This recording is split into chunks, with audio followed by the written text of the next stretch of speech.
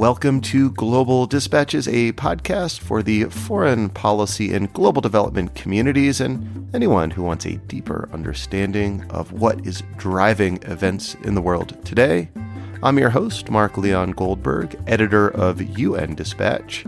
Enjoy the show. This February marked the third anniversary of the Algerian street protests and movement that led to the ouster of President Abdelaziz Bouteflika. Bouteflika was a fixture of Algerian politics and served as president since 1999. Needless to say, this was a huge turning point in modern Algerian history. The movement that led to his ouster is called the Hirak, which means the movement in Arabic. And joining me to discuss the impact and legacy of this movement 3 years on are two scholars of Algeria's politics and economy. Andrew Ferrand is a senior fellow with the Atlantic Council and author of the book The Algerian Dream. And Tinhinane El Kadi is the co-founder of the Institute for Social Science Research in Algeria and a doctoral student at the London School of Economics. We kick off discussing the circumstances that led to the ouster of Bouteflika 3 years ago before having a broader conversation about Algeria's politics and economy today. I think you'll find this conversation very informative. Algeria is not a place that is given frequent treatment in Western media, and I'm glad to take a moment to speak with two scholars of Algeria about recent political developments there and its broader significance to international affairs. All right, now here is my conversation with Andrew Ferrand and Tinhinane El Kadi. 2019 was a really pivotal year in Algeria's contemporary history because of the emergence of the Hirak protest movement in February of that year. But to understand why it happened, you have to go back a little bit earlier and look at some events in the previous years. The president at the time was Abdelaziz Bouteflika, who had been in power for 20 years at the time and had steered Algeria out of a very bloody period in the 1990s when many civilians lost their lives in a civil war. And Bouteflika, among many Algerians, is credited with delivering Algeria to a more peaceful period. There was a fair degree of rising prosperity, some new consumer goods that Algerians were able to enjoy for the first time in those years. Many people got connected to the internet. So a lot changed in Algeria in those years, and much of it for the better. But along with that, there was an increasing perception among many people in the country that there was just an incredible degree of corruption at the top. Inequality seemed to be worsening. And so frustration was building on a number of fronts.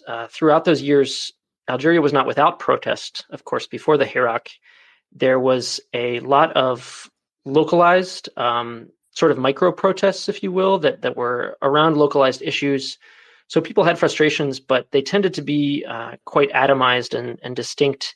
And what changed in 2019 was that Bouteflika by that time had been sick for quite a number of years. It wasn't really clear, even if he was running day-to-day affairs in the country. Many Algerians seemed to feel very sort of wounded pride about this, that a country with as great a history as Algeria's shouldn't be led by somebody in that situation. And so this, combined with some of those frustrations around a lot of daily life issues, really kind of came to a head in the early days of 2019 when Bouteflika's candidacy for a fifth presidential term was announced. And this kind of crystallized for a lot of people a moment of real willingness to challenge the status quo and to ask for a rewrite of the social contract, if you will, and a lot of changes in the very many foundational aspects of the country. And so can I So it was perhaps the announcement that Bouteflika would run for another term despite his ill health. There's apparently some catastrophic health event, like maybe a stroke. Correct. In other words, he was just in very ill health and very old. And despite that all, announced, or it was decided that he would run for another term. And this is sort of the spark, right? That's right. That was the catalyst, but building on a lot of deeper issues that had been accumulating over years. So yes, that's right.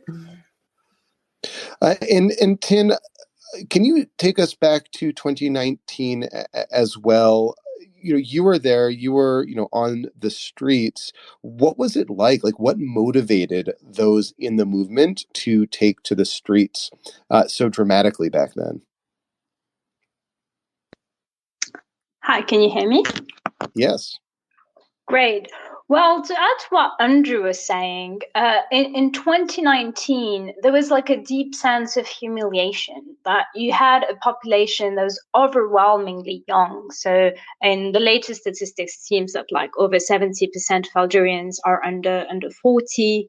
And there was this sense that having a sick president who is almost lifeless running the country, against the backdrop of huge corruption scandals and increasing inequality, was just, the extra drop that made Algerians take to the streets. And so you had millions of people from all classes, social backgrounds, political orientations, ages, and genders demonstrating across the country. So it wasn't just in Algiers, but across the whole country. And the demand was initially to prevent Bouteflika from running for a fifth presidential term, but very much, very early on, demands escalated to ask for regime change. And we had slogans such as which literally means all of them shall be removed from power. Other slogans, echo the slogans of the Arab Spring, such as الشعب يريد إسقاط النظام, which means that the people want a regime change. And these protests lasted for a while and only came to a halt due to the COVID-19 pandemic. But only the protests stopped, but the spirit of the Hirak very much continued and carried on in 2021. So there was a lot of attempts by the regime to remain in power, and there were several attempts to introduce superficial institutional change, but this very much failed to make Algerians stop protesting. However, the problem is that the Algerian political establishment is notorious for its resilience.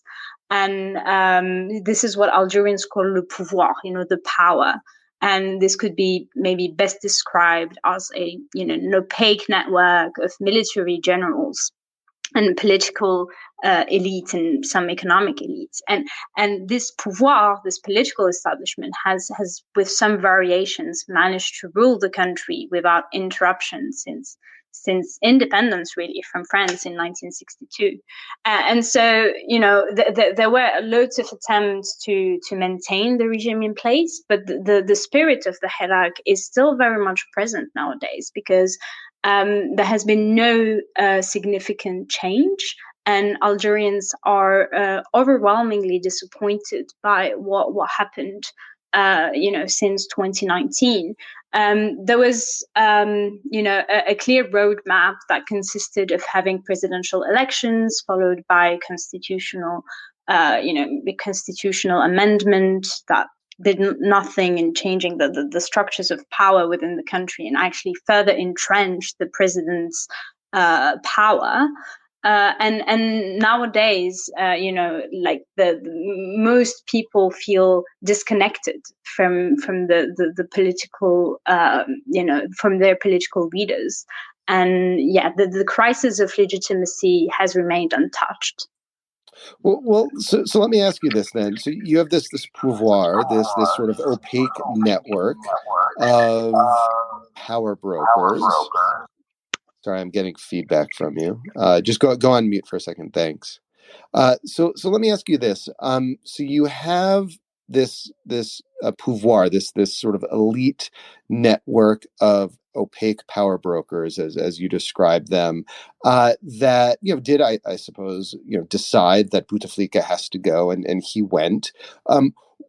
What opportunities in that interregnum, in the days after Bouteflika's ouster, were there to influence the pouvoir in like a more meaningful way towards real reforms? And Tin, you can unmute yourself. Yeah, thanks.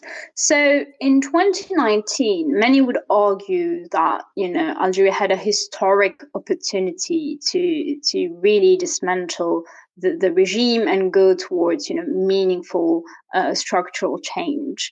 However, the issue was that the military, and at the time General Ahmed Gaid Saleh, was adamant that the regime and the system would continue.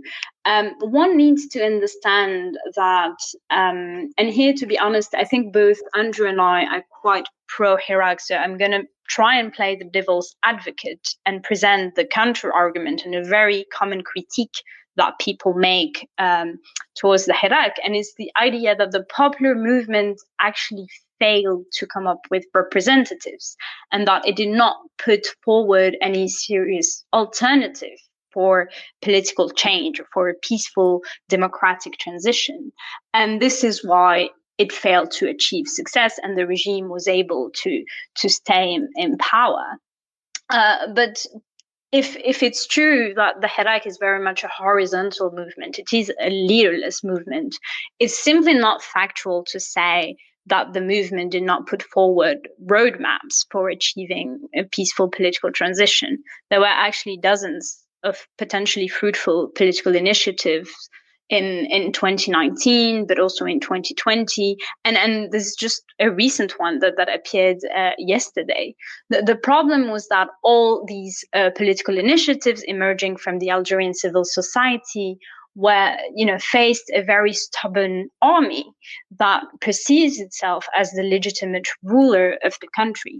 And here I'm just going to say a little note for your audience that might not know much about Algeria, is that the problem of the resilience of this political system that has proven its inefficiency in developing the country and in creating decent living standards for its people's aspirations, at least, is very much rooted in Algeria's colonial history and Algeria's path for independence. So the National Liberation Front, the FLN, Front de Libération Nationale, emerged in 1962 mainly as the sole actor with historical legitimacy because it played a critical role in the country's decolonization, right? And so after independence, it managed to centralize power and rule the country. And until today, more than 60 years after independence, people still, the army still perceives itself as the sole legitimate ruler of the country. And so it's a very hard system to dismantle. It's a complicated system to overthrow. And so despite the many roadmaps for achieving a peaceful democratic transition, the Hirak has so far failed to implement any significant change. And Andrew, to what extent has the sort of regime's response to the Hirak, in terms of locking up leaders and imposing harsh penal sanctions on people involved in these protests and these movement leaders, contributed to regime survival? I mean, it seems that the response to this, at least in recent weeks and months, has been increasingly repressive, even as we are approaching the third anniversary. Yes, it's an old playbook that this regime in Algiers has used for many years, and you saw many features of the pre-Hirak period repeated, intensified, sometimes adjusted in the years since. And we're certainly seeing that today because for the last year, this crackdown has intensified substantially And many activists, many civil society leaders, journalists, political party heads have faced repression and been hauled into jail on vague charges, things like, hurting the national unity. It's not really clear what that means. It's not really clear how, a single speech by a political party leader can really touch something that deep in a country as big as Algeria. But that's the case. And there's also a new wrinkle to it all, which is that social media has given the powers that be in Algeria a new sort of playing ground to chase down would-be dissenters. And there have been a lot of just average citizens arrested for Facebook posts and accused of similar crimes. And then in addition, a couple months ago, we saw some changes to Algeria's penal code, which allows the government to essentially declare people a terrorist based, again, on vague criteria. So there's certainly been some changes that have enabled the government to upgrade, if you will, its mechanisms of repression and control. And they've been using those quite extensively. And that's a big part of why the Hirak is not out in the streets today for the usual weekly series of protests that it was carrying on before the COVID-19 pandemic. You saw a brief return to protest early in 2021, but that was quickly stomped out through this crackdown. I mean, it seems, based on what you and Tin are saying, that the sort of regime, the government and the pouvoir, that network that upholds it, is as ensconced and as entrenched in power as ever. Is that fair? I think they're quite strong.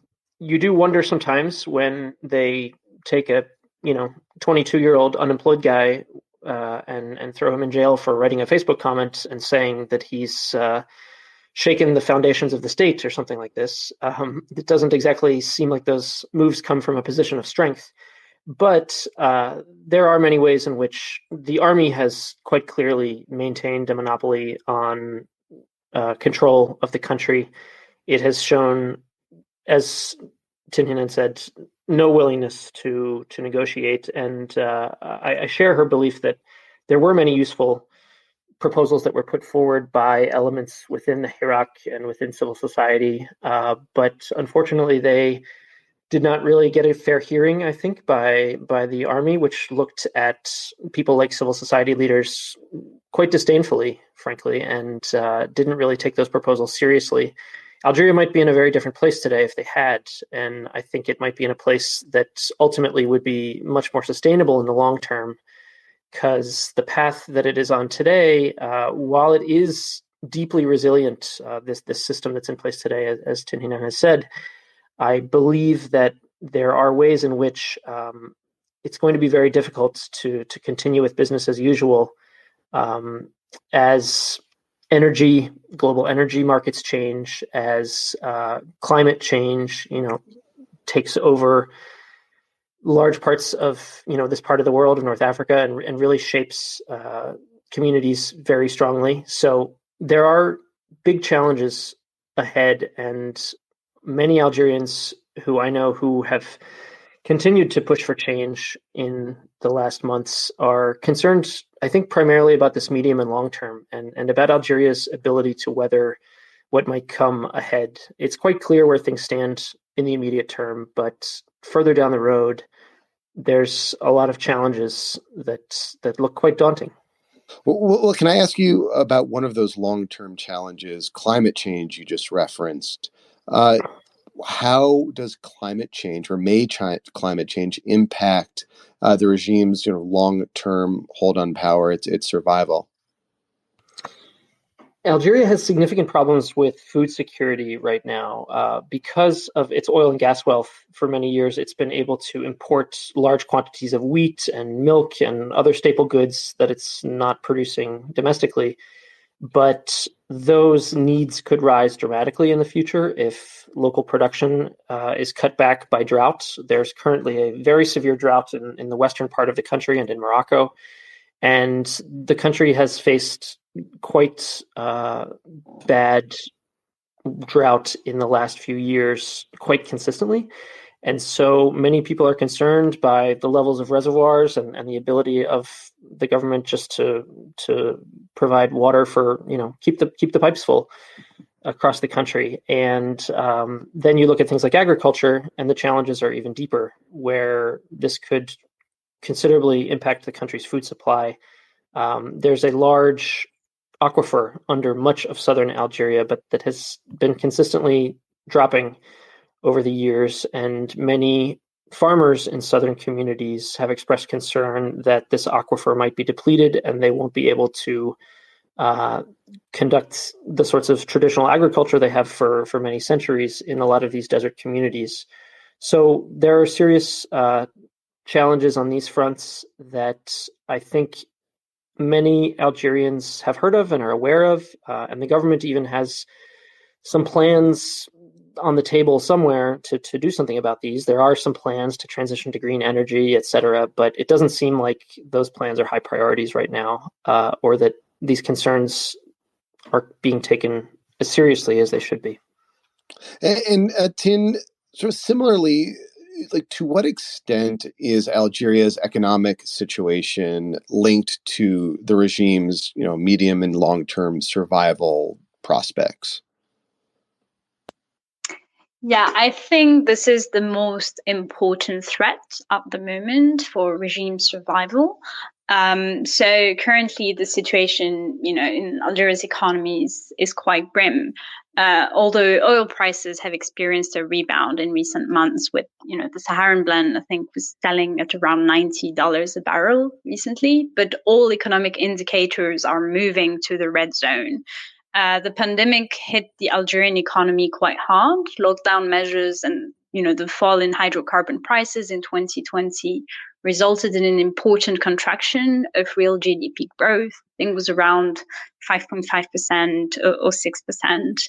And there is very high unemployment rates at the moment. And this is a long-standing issue in Algeria and in the whole region, actually. But, with lockdown measures, several jobs disappeared. Hundreds of thousands of businesses had to close down. And so the situation, the socioeconomic situation is really dire at the moment. There's also a sharp fall in foreign reserves. I think at the moment it stands below $40 billion. And Algeria used to enjoy quite significant foreign reserves. Like before the 2014 drop in oil prices, it was estimated at around $200 billion. And people could afford a more more goods and could have better living standards than they do today. There's a lot of quantitative easing that was done over the past years. Just in July 2021, I think the central bank announced that it would print over 2,100 Algerian dinars. And this resulted in important inflation. So I was just in Algiers recently, and the price of products increased sharply. I think recent numbers are saying that inflation is around 10%. And you could see this, just walking in the streets, poverty is on the rise, inequality is on the rise. And many people among Algeria's youth actually are leaving the country. And this is a very apparent phenomenon. So the Haraga, the people who cross the Mediterranean Sea without documentation, are on the rise, and the shores of Spain have received, hundreds of, if not thousands, of Algerian young people in recent years because of a chronicle lack of perspective in the country. And the government has very much shown weak capacity to implement any serious economic reform. And in the current, structure of power and the current crisis of legitimacy, this regime is simply structurally unable to produce development. And so we're in this phase where the government is just engaging in ad hoc superficial reforms that result in no meaningful economic change. And it's just keeping the country in an unviable, no freedom, no development situation. In countries that have like similar profiles as Algeria, you'll often see the government when the coffers are full with oil wealth or energy wealth to, sort of stall disgruntlement by the populace by increasing subsidies. Are you seeing that in the wake of rising oil prices? Are you seeing attempts by the government to increase subsidies to ease the economic and financial burdens that they're experiencing, as you just described, Tin? Mm-hmm.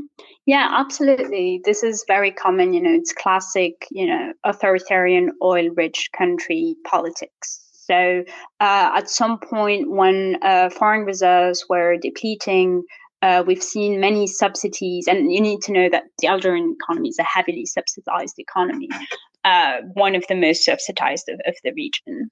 And there were several policies to reduce subsidies, including in energy, but also in some staples and like essential goods. But recently, with the recent increase in oil prices, the regime is trying to obviously buy social peace. And an important recent measure that was introduced in this regard was the creation of a fund for unemployed people. So now every unemployed person in Algeria can claim a stipend, like a monthly stipend, until they find a job. And, the measure was just announced by Abdelaziz Bouteflika, the current president, last week before the third anniversary of the Hirak. So it's very symbolic. But clearly, the government has not thought this through. You can see that the measure is not, very much applicable. It's complicated, and there is no strategy for creating wealth and diversifying the economy and creating high value added activities in the country. There are very problematic business-state relations in the country. And so far, we've seen that even though the discourse is, supposedly pro-business, pro-investment, on the ground, when you talk to people from the business community, the situation is quite grim. There are no large loans being given to entrepreneurs hoping to invest in the country, and you even have some major investors. You have some major investors in high value added sectors such as the pharmaceutical industry being jailed for their pro-Hirak stance. So it's not a pro-investment context. And I think Algeria will struggle to really create the much needed jobs for its millions of unemployed youth in the current political situation. Andrew, we are speaking Wednesday, February 23rd. By the time people listen to this recording, frankly, perhaps even by the time we finish this call, things might have changed on the Ukraine-Russia front. Russia, for all we know, may have sent tanks over the border on the way to Kyiv, or otherwise there is just a tremendous amount of instability right now and uncertainty about what the future holds in that particular crisis. Given that Algeria is an energy exporter and its economy and political economy is very much impacted by energy prices, to what extent do you think events in Russia and Ukraine will impact the political economy of Algeria or otherwise impact Algerian politics? It's a volatile situation. As you mentioned, things are happening quite quickly. But what we know is that Algeria is a major producer of oil and natural gas, a good portion of which already goes to Europe. It's not one of Europe's largest suppliers, but it's a significant one. And it's one country that many in Europe are looking to fill the gap that might result if supply is cut off from Russia as a result of sanctions or some other secondary measures related to the potential conflict there, as seems increasingly likely. And we know that in the past weeks, there have been a number of a great deal of outreach by European and U.S. diplomats to oil companies operating in Algeria, trying to establish whether and how much extra capacity they may have to ramp up quickly and provide gas and oil to Europe. So Algeria stands potentially to make quite a large windfall if events go that way. But there's concerns around that, of course. It's good news in many ways because it means that Algeria can have more resources to share with its people. Nobody would want otherwise, but I think the way in which those resources will come in directly into the government's coffers to be redistributed through subsidy programs it does have its downsides in that it encourages leaders to continue this kind of old school mentality in which they offer handouts to the people in exchange for loyalty and social peace. And then maybe they get to keep some of the rest for themselves. The significant oil wealth of the country is certainly something that has long contributed to corruption. There were also some revelations just in the past week about some senior Algerian officials who were caught up in the Swiss Leaks scandal with secret bank accounts in Switzerland that had not been reported before. So Algerians know that this corruption exists. I think many of them are concerned, that it persists today, despite the fact that the Hirak was followed by a supposed anti-corruption drive. Many of the same patterns seem to exist today, and I think there's reason for concern that an influx of oil wealth at this time, especially if it's not accompanied by any sort of nudges from foreign powers to reform domestically within Algeria, might ultimately contribute to hardening the system rather than encouraging it to adapt to challenges ahead. So I'll have one last question for each of you. Then you've agreed to take some questions from the audience. We should have some time for a few questions from the audience. Andrew, I'll stick with you, and I'm going to pose each of you the same question. Andrew, in the coming weeks or months, are there any key inflection points or decisions or otherwise key dates or moments that you will be watching for that will suggest to you either the trajectory of the Hirak movement or other, or the trajectory of Algerian politics more broadly? Like, what's coming up in the future that you'll be looking towards? I think one obvious answer is July 5th, which will be the 60th anniversary of Algeria's independence. It's important to remember, as Tinhinane was describing earlier, that Algeria is a country founded on a revolutionary movement, and it is very much a place where political legitimacy flows quite directly from the anti-colonial struggle. And so we can expect that this will be a major event in Algeria and a celebration, but also an opportunity for those in power to try to link themselves to this heroic struggle from the past. And at the same time, I think it will be a moment when many Algerians will also have the opportunity to take stock and look back and ask themselves, what have we achieved in 60 years? And the country has evolved in many ways, many of them positive. There's been an incredible amount of development on many fronts. But I do think that there are many Algerians who look at the country and its incredible potential, both natural resources and human resources, and ask if that is really as good as it gets and as good as it could be, and if it could not be better with different leadership decisions. And this is where moments like that can really, I think, contribute to the kinds of reflection that perhaps some leaders in Algiers would rather their citizens not be engaging in. Thanks. And Tin, over to you. What sort of events or moments or inflection points we'll be looking towards in the coming weeks and months ahead? I'm not sure I would say there's any particular date that would be significant. I mean, yeah, surely like the 5th of July is a symbolic date. It marks Algeria's independence. But I think I do not, and as much as I would want to say the opposite, I don't see any significant change coming in the short term. However, I do think that the Algerian political system is in a fragile position at the moment.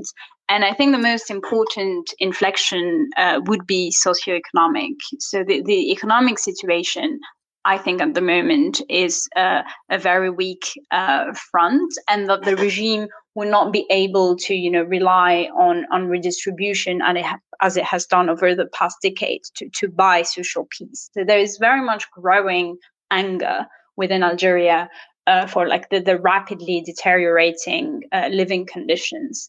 And I think we can see some change coming from this front. However, at the moment, we can only hope for, the current divisions within the system to result in an alternative roadmap or some sort of change or decision to open up the country, because currently this regime is unable to achieve socioeconomic change, and at the same time it is imposing a very authoritarian model on the country. And so I do think that this situation is unviable. It is not like in China, where even though the country is extremely authoritarian, there has been a social contract based on growth and job creation and increasing revenues for the Chinese population. The Algerian system is unable to do that. And as I said, it is, I believe, structurally unable to produce sustainable long-term growth.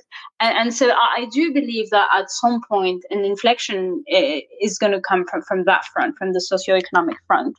And hopefully, I do not believe that a country with the potential of Algeria will remain in the current status quo in the medium and long term. All right, thank you all for listening. Thank you to Andrew and Tin. That was very helpful. And a big thank you to Andrew for reaching out to me. He's a listener to the podcast. I always love it when listeners are guests of the podcast. And if that's you, please feel free to reach out to me if you have an idea to pitch. I'd love to hear from you. You can hit me up on Twitter at Mark L. Goldberg or use the contact button on globaldispatchespodcast.com. All right, we'll see you next time. Bye.